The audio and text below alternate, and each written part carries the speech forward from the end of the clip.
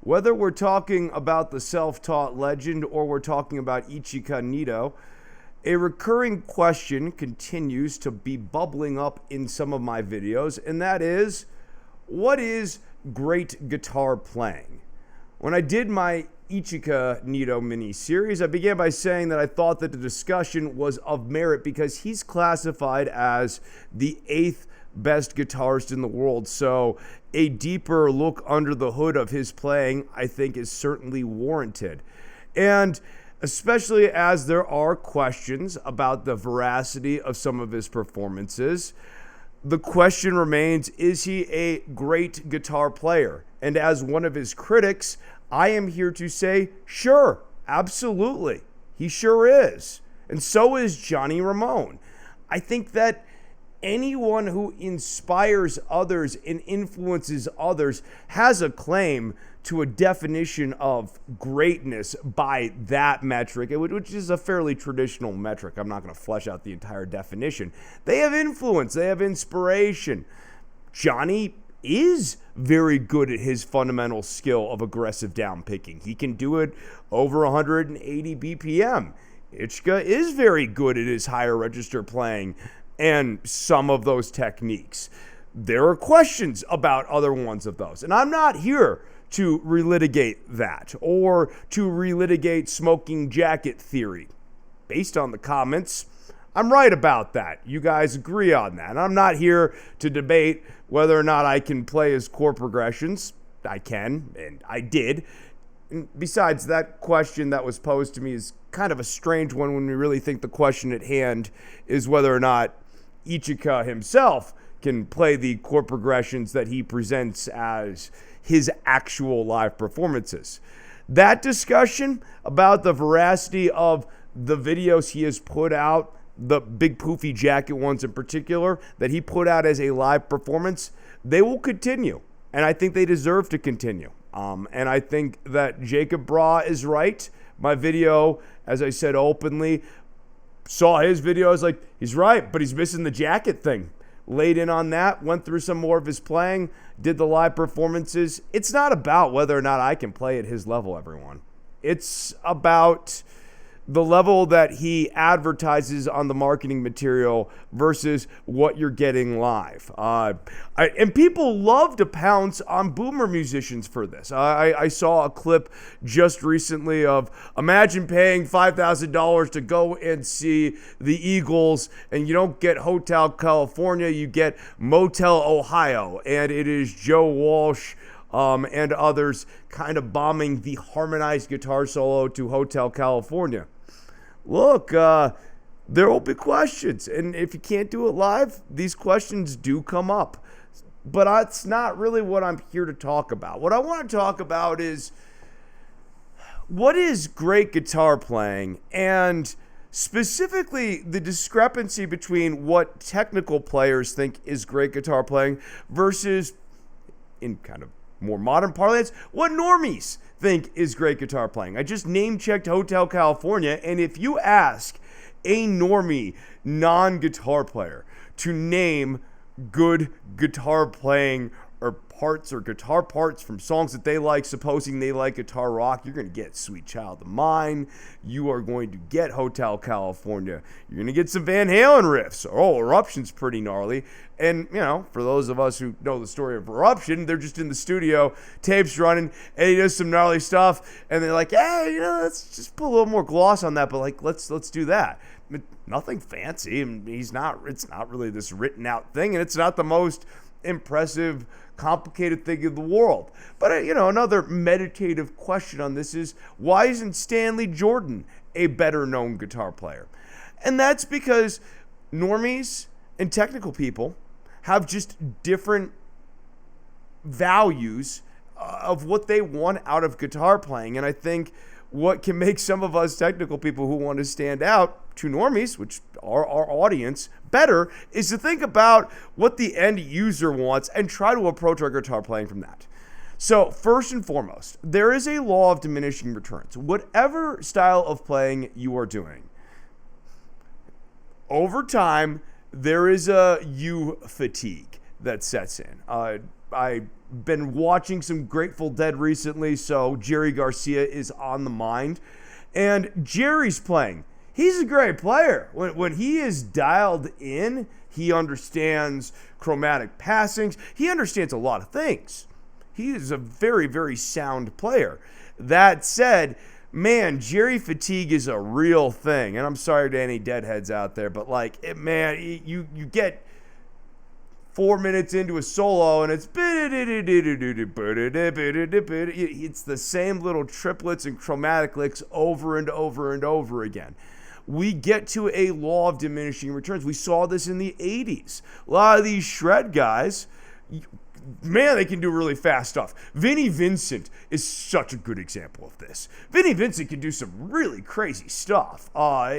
There's some pretty interesting things that he does, but a lot of it fatigues you. It overstimulates us. The term I kind of like for this is what I call technical overstimulation, to borrow again a more modern popular term of being overstimmed, right? I think we can totally do this on the guitar. If we're just sitting there and, or just spamming our Alan Holdsworth licks, they're impressive sounding for the first 30 seconds. And then after that first 30 seconds, how impressive they sound drops a little bit. And after a minute, it drops a little bit. And after 2 minutes, we're worn out. And then we're still looking down the barrel of anywhere between a 90-minute to 3-hour set.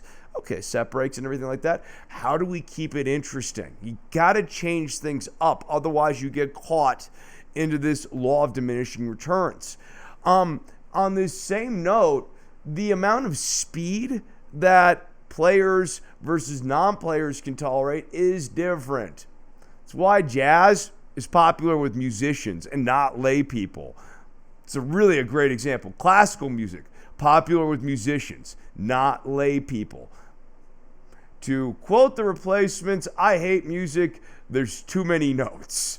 I think people do have this relationship sometimes with some of these musics. And this is actually similarly why really trained musicians might get a bit bored with a 2-chord reggae groove, or the Grateful Dead just going over Fire on the Mountain over and over again. Whereas a lay person could be out there and be like, man, you don't even know. I'm feeling Phil Lesh's bass playing right now so much, right? We just have different amounts of expectations. Me as a musician, give me some changes. I can follow a little 8-chord movement.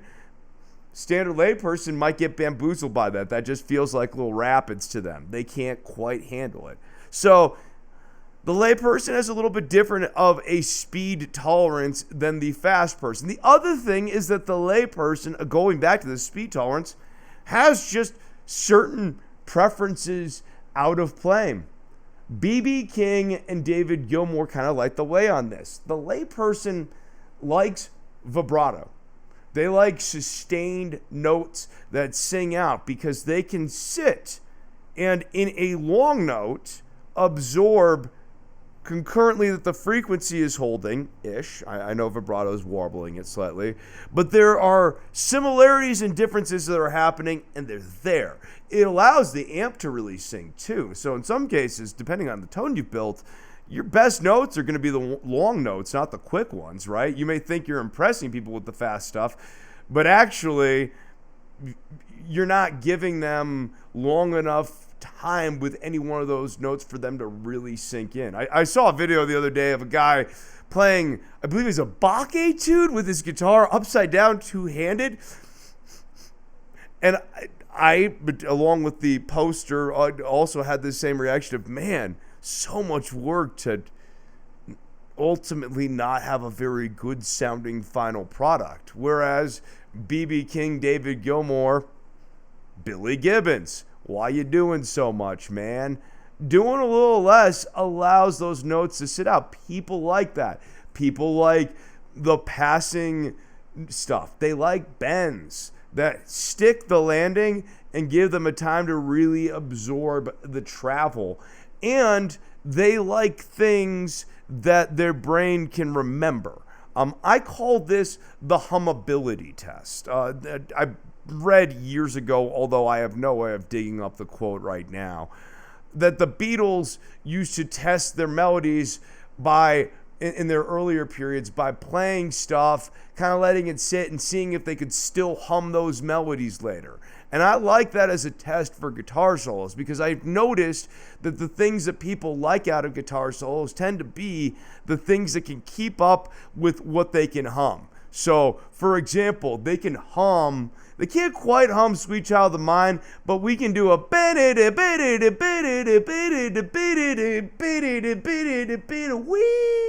we can do one of those, and people like that stuff. It's dad drumming on the steering wheel. This is the energy that we ought to be testing some of our playing against, more than, yo, have I broken 200 BPM or demonstrated a command of sextuplets. That's not going to connect with our listeners as much as great vibrato, great phrasing, and stuff that people can hum. So, how do we take these kind of more meta thoughts and apply them onto the guitar? Let's get the guitar up here and talk a little bit about this. First things first, whatever skill level you're at, if right now you're a pentatonic person, cool. I'm going to demonstrate inside the pentatonics, but if you've got your minors and majors and that sort of thing down here, you could go further with this idea, and that's what's great. The more you know, the more there is to explore right now. Play around with your phrasing. One phrasing technique I like, because we don't hear it as much in Western music, is quick slides. So having a note and quickly sliding into an interval. We can also do that from the higher interval down into a lower. And that can have a real nice melodic quality, especially that little minor third quality, or well, I guess that's a third down. That's lovely. Much more interesting than, although again, that's just an arpeggio, right? Next thing we can do, pre-bend into a note. So let's say I want to resolve into this B here. I'm going to pre-bend into the C, and that resolves into that A there. So I went C, B, A, but in a more liquid and fluid way that is a little more emotional, a little more nuanced in style. Jimi Hendrix, a quick tip to sound more like Hendrix, right? This is a great one. Like, easiest move to get your phrasing to sound more like Hendrix. Stop playing the high octave here, like in your pentatonic. Stop getting it there. Bend into the octave, because that will train you to start releasing out. It'll also make you think about maybe going back into it. It gives you some other options here. Other things I like, jump some intervals, but you don't need to get Alan Holdsworthy like this. I actually love, one of my favorite bands is the Jesus Lizard. Dwayne Dennison has some really great technical videos, among other things, and so this is just lifted right out of his skill set.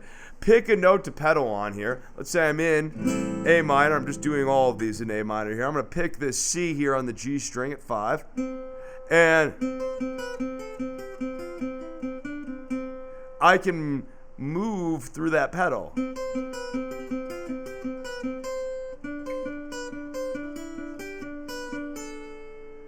And that gives you a little bit of that slash thing too. That's part of what makes that Sweet Child of Mine line so evocative and also so distinctive. That heavy usage of pedal notes and a melody happening on top of those pedaling notes. So try adding some of that stuff in, because that can make some really interesting phrases. In particular, I actually have a song coming out on my album called Olive Branch where I use that, and I use it sort of in like a triplets feel. Sounds really interesting. Other things we can do here. We can do the targeting of thirds over root notes. So the third in our chord is always going to be more evocative. The third in our key, even if you're not comfortable playing through the specific chord yet, the third in our respective key is a great place to start. So if we're in A minor, start your phrasing more on C major. That will give you more melodic, however one typically defines that, types of phrases, because that tonic and phrases built around just that root note, the A and A minor, have a more fundamentally sound sort of vibe to them. They're correct. They're not necessarily melodic. They're correct. It's the difference between correct and strong. Next, another thing that I noticed that people really respond to, Slash is a great example of this. Slash uses the harmonic minor, and even if you're like, whoa, I don't know how to think in the harmonic minor yet, just think about the leading tone. Take that flat 7 in your minor pentatonic and just occasionally listen for when that can pass into the leading tone. Even if right now your version of the minor pentatonic is going to be, know when to use versus that.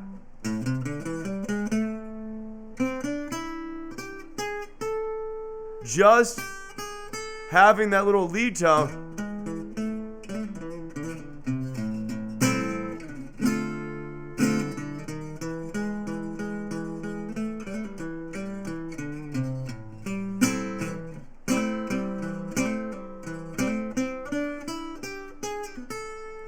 will give you a lot more melodicism into the mix, and knowing the right time to use that lead tone. So, in so many words, train it.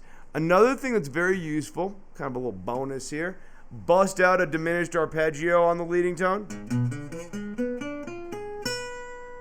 That works very nicely in a lot of keys. So don't be afraid to try that, because that gives just a little bit of a classical flourish to your phrase. And that would be getting my second to last tip here, focusing in on phrases, not scales. I think so often I see fast playing that in my head, the term I've kind of come up with is scale dazzling. I'm dazzling you with my scales. I like and having some dazzler licks in your playing is cool. I like the dazzlers. I use a lot of like Eddie Van Halen style, that sort of stuff, where we're just going chromatically down.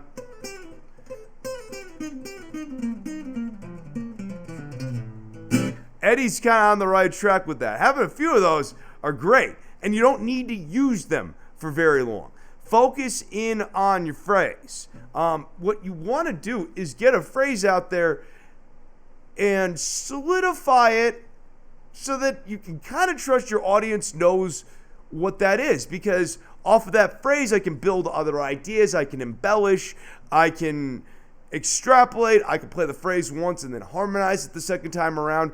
The phrase doesn't limit you, it opens you up.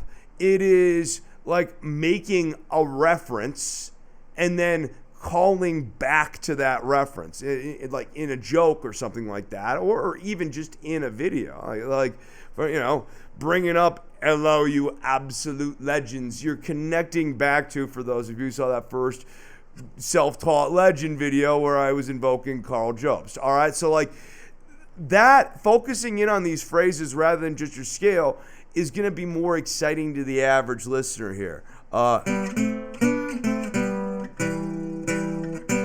Had to avoid going too far into Brown Eyed Girl, but having these signature phrases, Hotel California, which I hummed earlier, that signature phrase really excites people more than Joe Walsh's cool wailing in B minor that comes afterwards.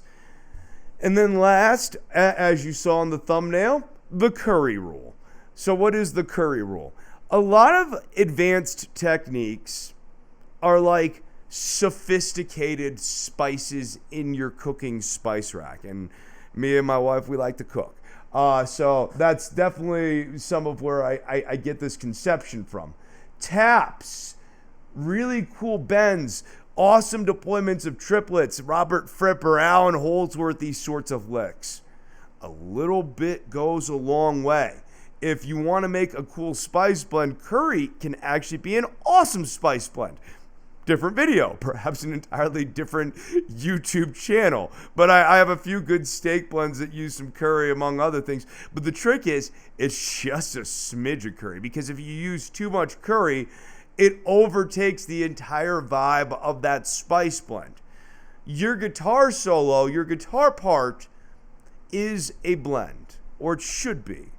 Otherwise, it becomes very mono, if you will, mono vibey. Whether we're talking Ichika, Nito, or Jerry Garcia, if we don't gear change, if we don't have some other things going on there, especially if we spend too much time with one technique, it just takes over everything, even if you do depart into a few other things.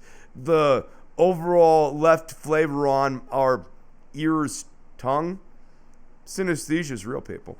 The overall flavor left on it is kind of an overwhelmed taste. So try coming up with licks that maybe have one tap in them, a quick deployment of a triplet and something else. And that's going to be a more musically exciting phrase than just playing your fastest BPM stuff or staying in those set pieces for too long. Last and certainly not least is, if you are worried about what do other technical players like myself think about these sorts of things, for whatever my opinion's worth or any of our opinions are worth, yeah, the thing I'm looking for out of you is, are you moving around? Are you going from one thing to the next thing? If I see that you're in your tappy things and they feel like a set piece thing that you like to go to every time, in my head, it's like, I guess that's points off. What does my opinion matter? I don't know. Let me know in the comments down below. If you like this video, go ahead and like it. If you want more content like this, subscribe. That's how it works. I have technical lessons for those of you interested in more of those sorts of things. Please go ahead and check those out on the channel. That's what the channel's really about here. Ichika, self-taught legend. Let's get the eyes on the channel. What I want is for you all to go ahead and check out my red, blue, green system. And also make sure to subscribe on that handsome picture of my grandfather. Support the channel if you can. And until the next one, happy practicing.